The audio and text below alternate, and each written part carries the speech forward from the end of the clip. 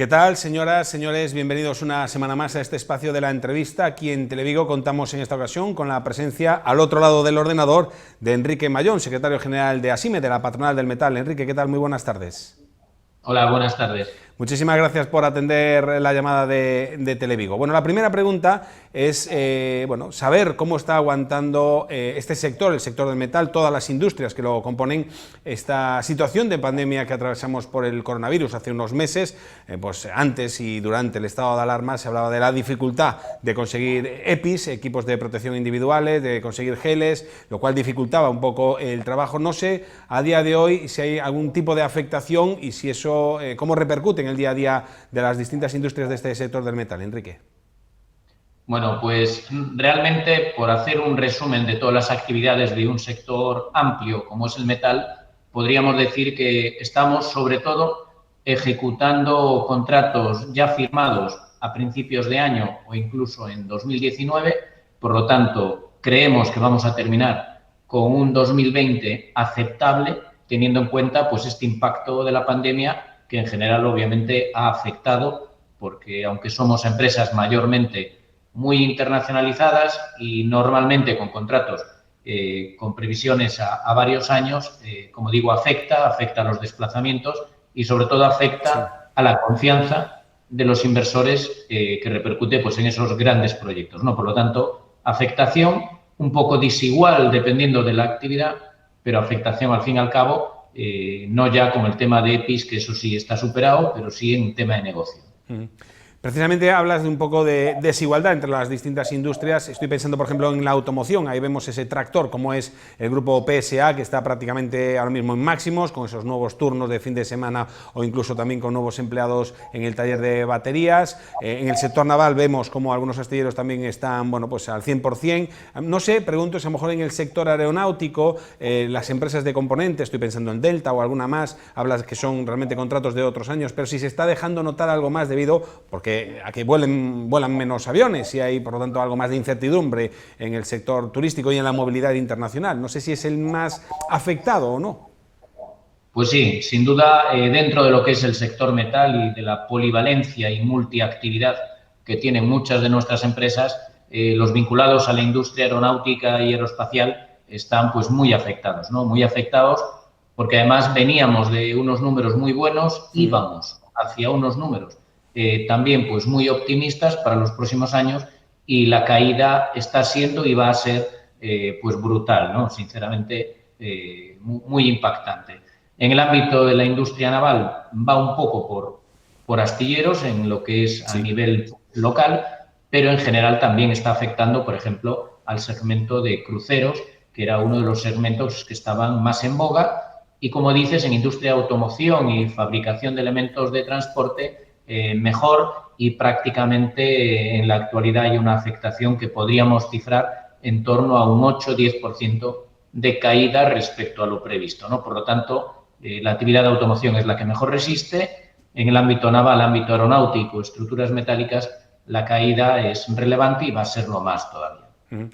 ¿Cuánto tiempo se necesitará, sobre todo en estos últimos sectores que has comentado, para recuperar de alguna manera la normalidad o el camino perdido en estos meses? No sé si hay una estimación de si esto nos llevará 1 año o 2 años volver al punto en el que estábamos. Hay varios escenarios, ¿no? Aquí nadie tiene pues la bola de cristal para acertar plenamente. Sí es cierto que es determinante la situación sanitaria, ¿no? Y que va a suceder sobre todo con la vacuna, ¿no?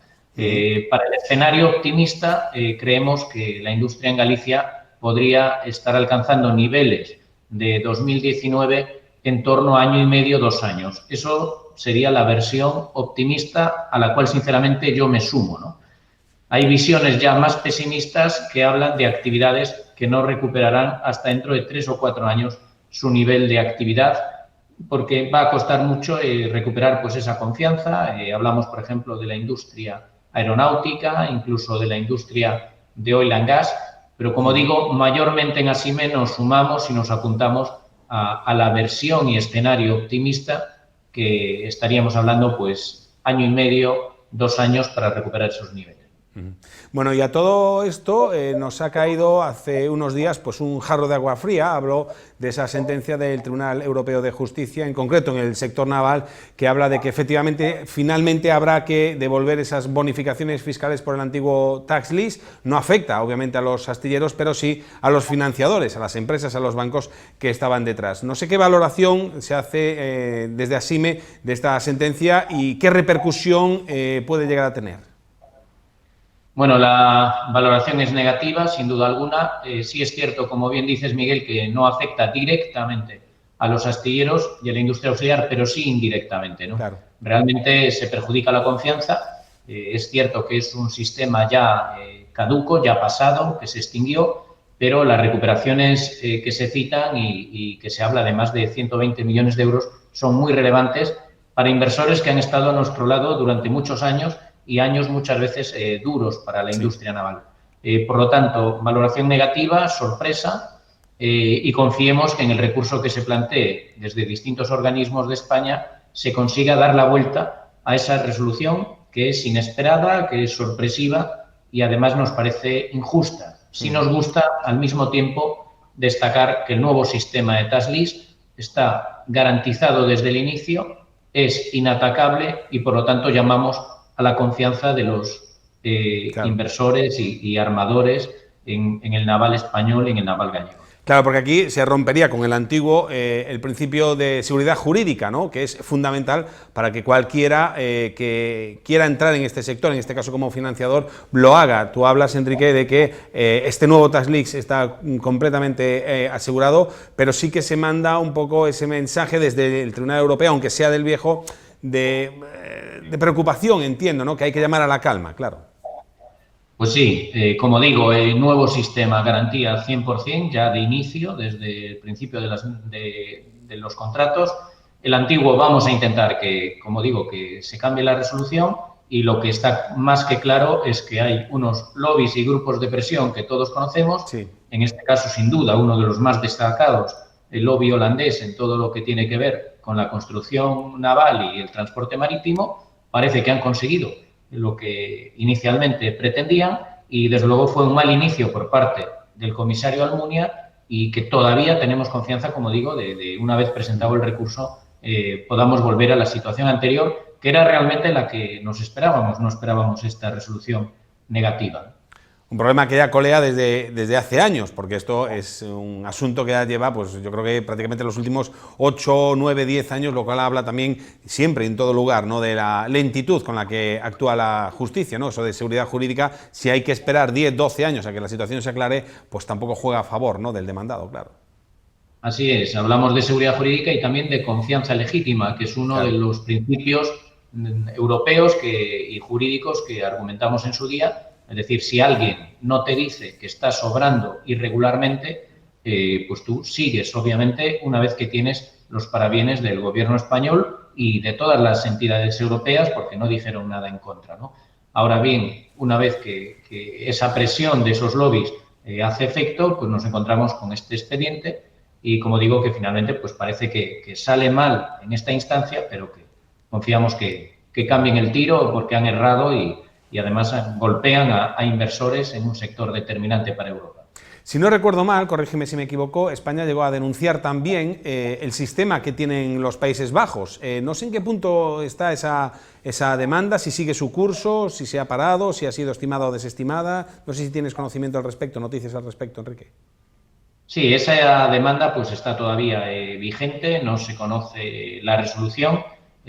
Va lenta, contrario de los primeros pasos que dio el expediente de tax lease contra el sistema español, que lo cual también sorprende, pero bueno, algún día llegará su resolución y veremos qué dicen de un sistema que está o debiera estar bajo lupa desde hace años, que es el sistema holandés. No podemos olvidar que todo esto se inició a raíz de una denuncia, sobre todo de armadores y astilleros holandeses, sí, que veían cómo los astilleros españoles estaban participando activamente en un mercado y segmento que entendían propio los holandeses, que obviamente no lo era, ¿no?, que es un segmento libre que especialmente eran las dragas, ¿no?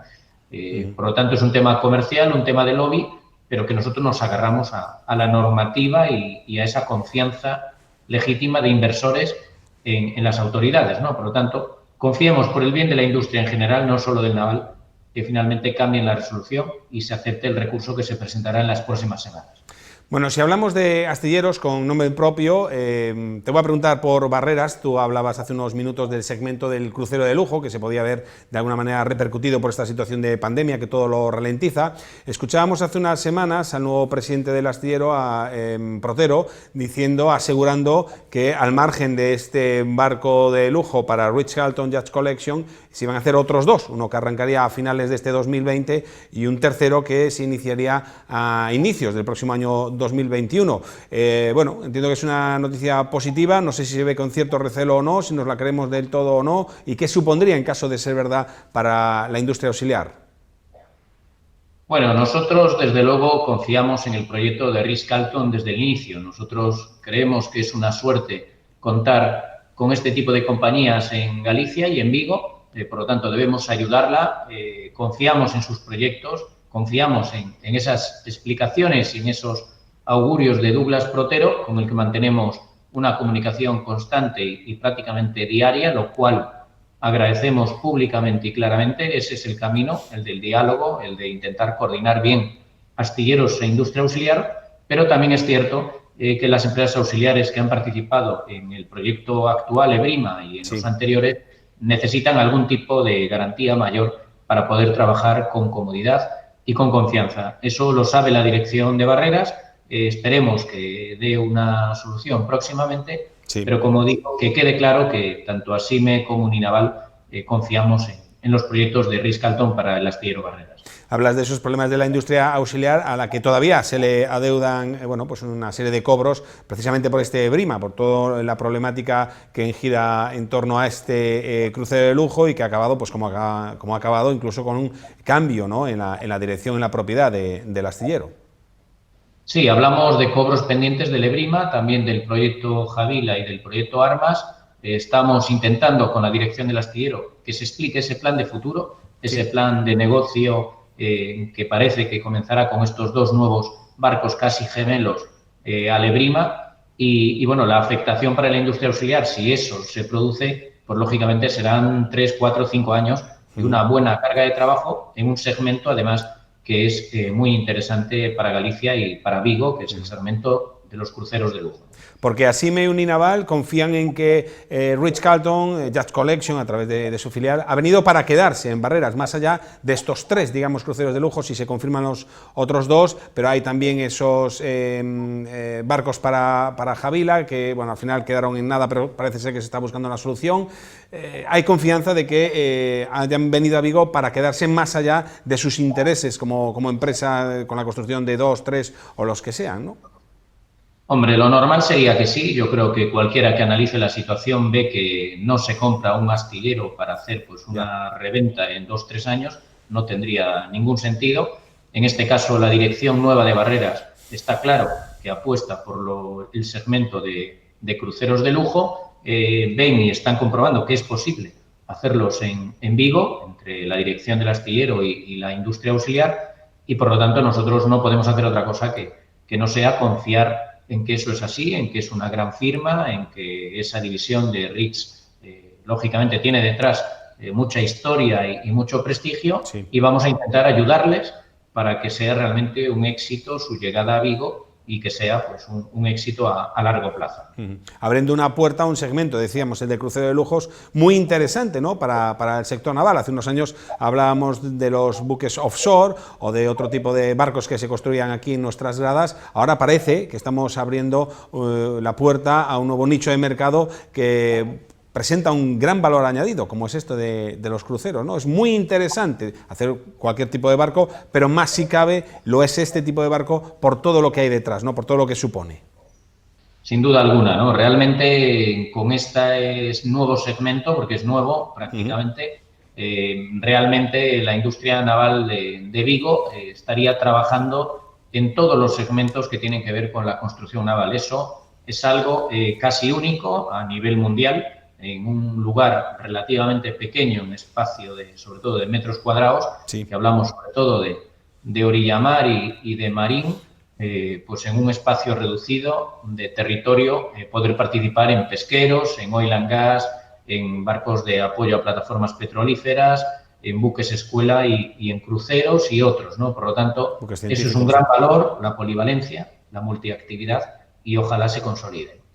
Y es el secreto de nuestro éxito como sector naval. De la viabilidad próxima, de la viabilidad futura de un astillero como es Barreras, después de todos estos meses, bueno, pues que lo ha pasado realmente mal, a otro astillero que no acaba de ver solucionado su continuidad. Hablamos del extinto Vulcano, pero que están ahí todavía esa concesión, están ahí esos terrenos y está ahí esa oferta por parte de un empresario para relanzarlo, pero que se topa pues con las exigencias o con la ley, no sabría decirlo muy bien, que remarcan desde la autoridad portuaria. Es público y es evidente que hay diferencias entre lo que mantiene el presidente del puerto y lo que mantiene, por ejemplo, ASIME, incluso sindicatos y otras partes que acusan, por un lado, desde vuestro lado, digamos, al puerto de poner trabas o de dificultar la continuidad de ese astillero dedicado obviamente a la construcción y a la reparación naval. Me gustaría saber si hay algún avance en ese aspecto. Hemos tenido noticias de tribunales, de abogacía del Estado, o si somos optimistas o pesimistas de cara a que Vulcano pues resurja de sus cenizas con la ave fénix.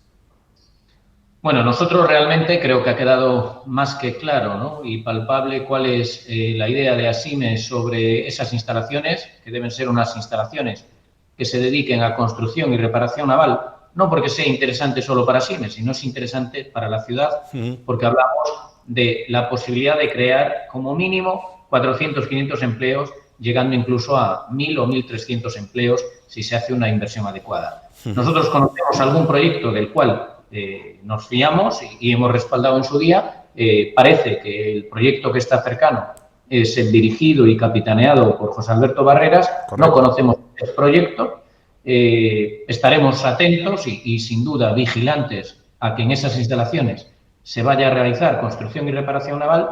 No tenemos garantía de ello, veremos qué sucede y desde luego que le hemos pasado muy, muy mal en todos estos meses, viendo o no viendo más bien ese apoyo a la industria que necesitábamos todos. Nos hemos visto muy solos en la defensa de la construcción naval en esas instalaciones, muy, muy solos, lo cual es triste, y veremos qué dice el tiempo. Ahora mismo tenemos muchas, muchas dudas de que realmente vaya a recalar ahí un proyecto de construcción y reparación naval, independientemente de las gestiones de unos u otros. Nuestra idea ha quedado clara, pero por desgracia creo que no vamos a tener la noticia de un gran proyecto de construcción y reparación naval para esas instalaciones. El tiempo lo dirá y además parece que en los próximos días cristalizará esa operación y veremos qué es lo que se va a hacer realmente en esas instalaciones. Ojalá que no sea especulación urbanística, ojalá que no se trocee las instalaciones para llevar a cabo cualquier actividad que no aporte ese volumen de empleo que todos deseamos y, sin duda alguna, creemos que vienen momentos decisivos para esas instalaciones y si no se hiciese construcción y reparación naval, el golpe a Galicia y a Vigo sería absolutamente tremendo e histórico. Hablas de que solamente se conoce un proyecto en firme, se habló en su día de un proyecto que venía de Turquía, del que nunca más se supo, se habló algo más en serio de esa propuesta de Vicalsa, pero efectivamente la que hay a día de hoy, la que todos conocemos, es la que proviene de ese empresario. También se habla en los últimos días de un posible relevo al frente de la autoridad portuaria de Enrique López Veiga. Todavía no sabemos si habrá o no habrá sustituto, ni el nombre, por supuesto, que ocuparía ese lugar, en caso, de que se produzca. No sé si vosotros esperáis o confiáis precisamente en que un relevo al frente de la autoridad portuaria pueda, de alguna manera, facilitar o solucionar esta problemática con una persona que está al frente y que no ponga, digamos, tantas trabas o que no sea tan purista, digamos. Bueno, probablemente se produzca ese cambio al frente de la autoridad portuaria de Vigo. Nosotros, tanto desde ASIME como desde la Federación de Usuarios del Puerto de Vigo, que me toca presidir, sí, creemos que ha faltado diálogo en los últimos meses, ha faltado mucho diálogo. Confiamos que se abra una nueva etapa en la que estemos más cerca, los usuarios del puerto, de las decisiones del puerto, de ese Consejo de Administración. No vamos a engañarnos, realmente ha sido muy polémico en los últimos meses. Sí. Estamos hablando de las instalaciones de Vulcano. de una supuesta concesión o posible concesión de 50.000 metros cuadrados a 50 años, realmente creemos que se está afectando a la competencia. Veremos qué sucede con las alegaciones y recursos presentados tanto por parte de empresas privadas como de nuestra propia federación, y veremos si ese cambio en el puerto de Vigo, si se produce, si llega a tiempo de cambiar algo. Desde luego que en el caso de Vulcano nos tememos que ya no. Bueno, veremos qué sucede, pero probablemente no llegue a tiempo para Vulcano y sí llegue a tiempo para la concesión de 50.000 metros, que se analizará y se verá si realmente es ajustada a derecho, si es ajustada al fomento de la competencia y competitividad del puerto, o es todo lo contrario. Ahí está en discusión, pero sin duda hay que reconocer que los últimos meses no han sido los mejores de la Autoridad Portuaria de Vigo. Nos queda nada, apenas 2 minutos. Quería cerrar esta entrevista preguntándote por un hipotético nuevo confinamiento, por un hipotético cierre a nivel industrial. Desde el Gobierno central se insiste en que no se va a dar un segundo confinamiento porque eso mataría prácticamente la economía del país. Vemos cómo está la situación de Madrid, aquí afortunadamente es mucho mejor. ¿Teméis un segundo confinamiento, una segunda paralización de la actividad industrial? ¿Y qué supondría en caso de que eso se produzca, qué supondría para nuestro tejido? Bueno, nosotros creemos que Galicia está incluso lejos, si hacemos las cosas bien, de que eso se produzca. La industria gallega ha hecho una apuesta tremenda por la seguridad de los trabajadores, por la seguridad de las instalaciones, por evitar esos contagios. A los hechos me remito, a las pruebas de todo ese trabajo que se ha venido realizando en coordinación con los representantes sindicales en cada empresa. Es cierto que Madrid nos afecta mucho y Madrid está en una mala situación, sí, pero la verdad, a día de hoy no creemos que se vaya a producir un confinamiento global que afecte al país, que nos afecte muy directamente, pero como digo, Madrid, Barcelona son lugares muy importantes para nuestro sector, y si allí se produce el confinamiento, lógicamente nos va a afectar, aunque en Galicia tengamos más libertad de movimientos. Yo me apunto al carro del optimismo, sinceramente, no soy capaz de no ser optimista, debemos ser rigurosos. La industria estaba fuerte y sigue fuerte, con algunas excepciones. Vamos a intentar que no se afecte a la industria para que la industria ayude a mantener el nivel de vida y las condiciones que tenemos, incluso la sanidad. Pues con ese último mensaje de optimismo nos quedamos. Enrique Mayón, secretario general de ASIME, de la Patronal del Metal, muchísimas gracias por atender esta llamada de Televigo y muchísima suerte de cara al futuro. Gracias a vosotros, un saludo y suerte. Igualmente, también muchísimas gracias a todos ustedes por su presencia al otro lado del televisor viendo esta entrevista. Ya saben que la próxima semana habrá un nuevo invitado o invitada. Hasta entonces, sean felices.